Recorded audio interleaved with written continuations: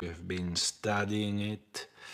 We have been convinced about the benefits of VAR. It will not solve 100% of the issues, but it will be a great help to the referee. And we have to help the referee if we can, whether the referee has committed a mistake, a big mistake, and this can happen because they are human beings. And the only one who doesn't know is the referee. And not because he doesn't want to know, but because we prohibit him or prohibited him to know. Now we allow him to know. It was at the centre of so many investigations, has been fired today, and the PGMOL have offered a statement, and this is what they say. Following the conclusion of a thorough investigation in conduct, his employment with the PGMOL has been terminated today with immediate effect, with his position deemed untenable. They say continues to be important to us, and we remain committed to his welfare. He has a right to appeal the decision to terminate his employment. You may remember, of course, he was suspended with immediate effect by the PGMOL. VAR, so yeah, cue the chaos, really. For some really notable decisions and non-decisions, really. I mean, we heard the likes of Wayne Rooney saying one of the decisions there was the worst that he'd ever seen. Where do you stand on this? Because, look, I think people are very divided, you know, on their opinion of VAR as a whole. And it's just so ironic that about having VAR in the game, and the reason we have it in the game is because it helps the referees get to the correct decision, whether they've given a correct decision or an incorrect decision. It helps them for the game to be played in the right manner. But you look at the handball that should have been a penalty, and I can't understand how they can get it so wrong, because if you watched it closely, the referee looks over at the linesman who's on that side and says something into his microphone and must have said to him, was it inside or out the box?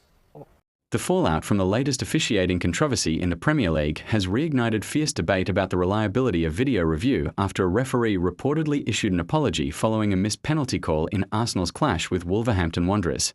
What should have been a routine intervention became yet another flashpoint in a season already littered with officiating disputes, and the decision by FIFA to suspend the officials involved has only amplified the noise.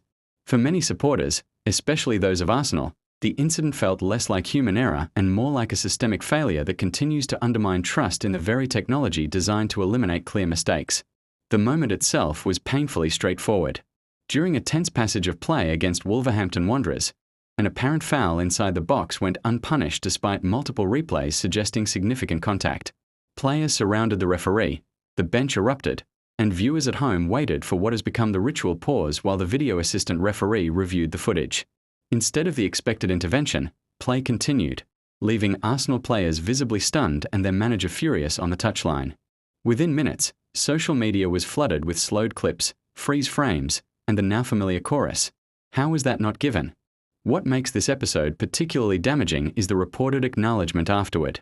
When officials admit privately, or publicly, that a mistake occurred, it validates the frustration supporters feel in real time. Football has always lived with refereeing errors. They were once accepted as part of the sport's imperfect drama. But the introduction of VAR fundamentally changed that social contract. Fans were told that clear and obvious errors would be corrected. Each high-profile failure therefore feels less like misfortune and more like a broken promise. Transparency remains limited, with supporters rarely hearing the full audio between the on-field referee and the VAR booth in real time. Without that clarity, speculation fills the vacuum, and trust erodes further. From a competitive standpoint, The stakes are enormous. Dropped points in the Premier League title race or in the battle for European places can shape an entire season. Arsenal, in particular, have been involved in multiple contentious decisions over the past few campaigns, which is why this latest incident struck such a nerve among their fan base. Whether or not there is any statistical bias is almost beside the point. Perception often becomes reality in football discourse, and the perception right now is deeply unhealthy for the league's image. Suspending officials may offer short-term accountability, but it does little to address the structural concerns. Critics argue that the VAR protocol itself needs refinement, clearer thresholds for intervention, faster review times, and, perhaps most importantly, greater communication with fans inside the stadium. Rugby and American football have shown that audiences are far more forgiving when they understand the reasoning behind decisions. Football, by contrast, still feels secretive at the exact moment transparency would help most. There is also the human element to consider. Referees operate under extraordinary pressure, and VAR officials must make split-second judgments while parsing multiple camera angles.